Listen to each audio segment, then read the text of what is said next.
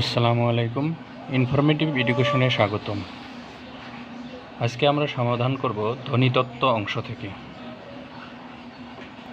ধ্বনির সৃষ্টি হয় কিসের সাহায্যে? বাকযন্ত্রের সাহায্যে। ধ্বনি উচ্চারণের উৎস কোনটি? ফুসফুস। ধ্বনি উৎপাদনের ক্ষেত্রে মুখবিবরের উচ্চারণের মূল উপকরণ বা উচ্চারণকে বলা হয় জিহ্বা ও ওষ্ঠ। ধ্বনি কিসের দ্বারা সৃষ্টি হয়? বাকযন্ত্র। কোনো ধ্বনি উচ্চারণের সময় ফুসফুসতাড়িত বাতাস মুখ বিবরের কোথাও না কোথাও বাধা পায়। ব্যঞ্জনধ্বনি। কোন ধ্বনি উচ্চারণের সময় ফুসফুসতাড়িত বাতাস মুখ বিবরের কোথাও না কোথাও বাধা পায়? ব্যঞ্জনধ্বনি। ক ধ্বনিকে ক অক্ষর বলতে চাইলে কোন ধ্বনি যোগ করে নিতে হয়? অ ধ্বনি। নিচের কোনটি সক্রিয় বাক্যপ্রত্যঙ্গ নয়? দন্ত। কোনটি বাক্যপ্রত্যঙ্গ নয়? ললাট। ধ্বনি নির্দেশক চিহ্নকে কি বলা হয়? বর্ণ।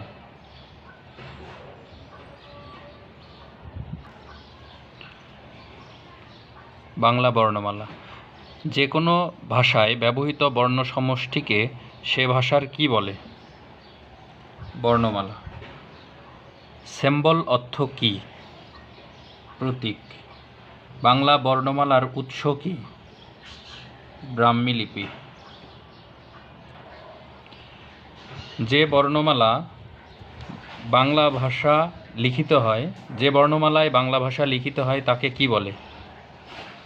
বঙ্গলিপি। বাংলা লিপির উৎস কী?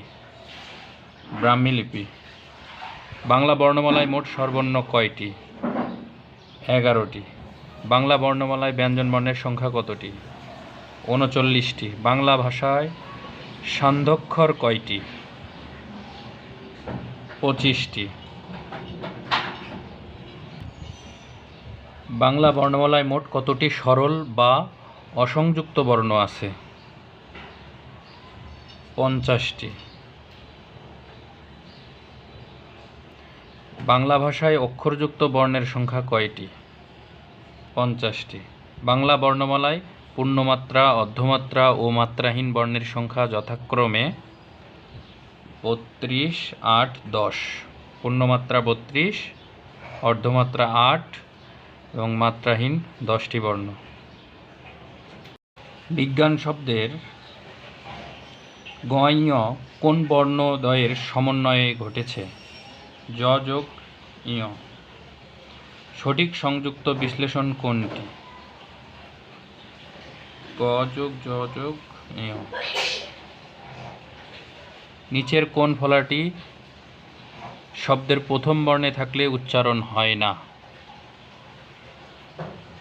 ম ফলা।